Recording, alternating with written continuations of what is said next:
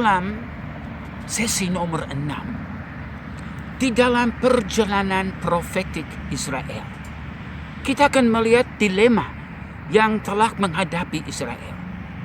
Apa ada dua Mesias atau dua kedatangan Mesias?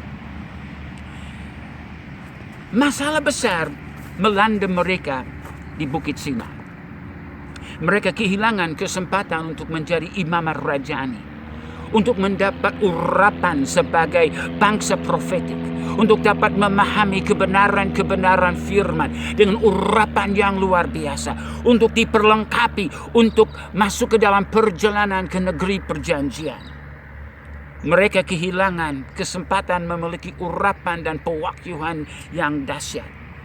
Dan karena tragedi di Sinai itu, mereka tidak dapat faham kedatangan Mesias.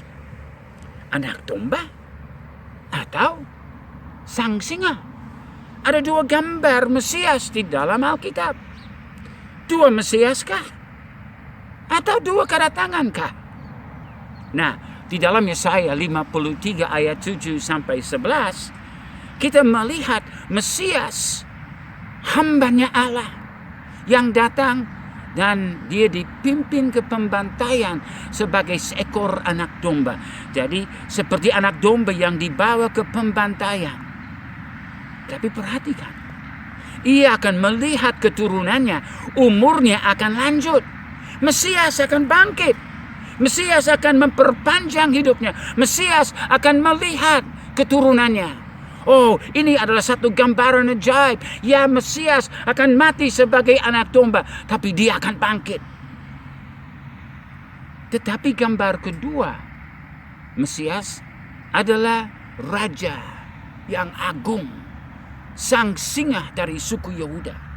Dalam Amos 3, 7 sampai 8, sungguh Tuhan Allah tidak berbuat sesuatu tanpa menyatakan keputusannya kepada hamba-hambanya para nabi. Singa telah mengaum.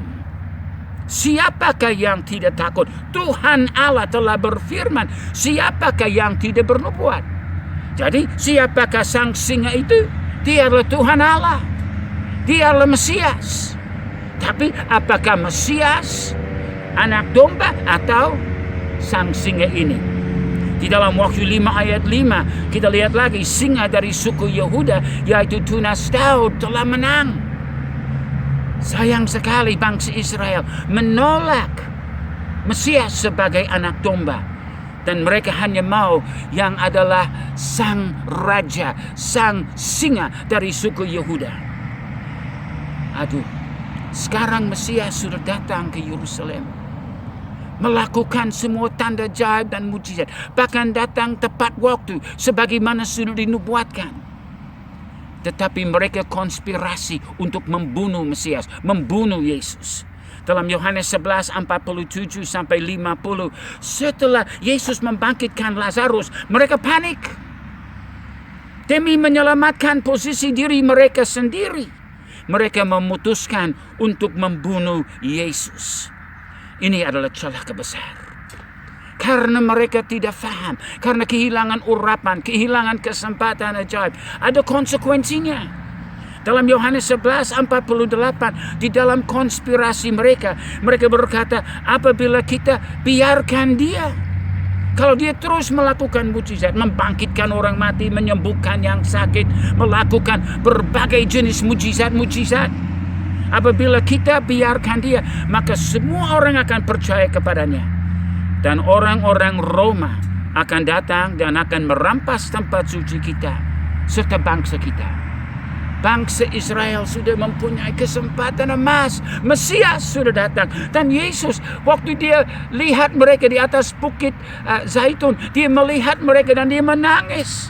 Kalau engkau sudah tahu ini adalah waktumu, tapi sekarang sudah tersembunyi bagimu. Jangan sampai ini tersembunyi bagi saudara. Bersiap, tidak ada dua Mesias, hanya satu Mesias. Dan ada dua kedatangan. Kedatangan pertama sebagai anak domba, juru selamat. Kedatangan kedua sebagai sang raja, sang singa dari suku Yehuda. Bersiaplah untuk bertemu dengan dia.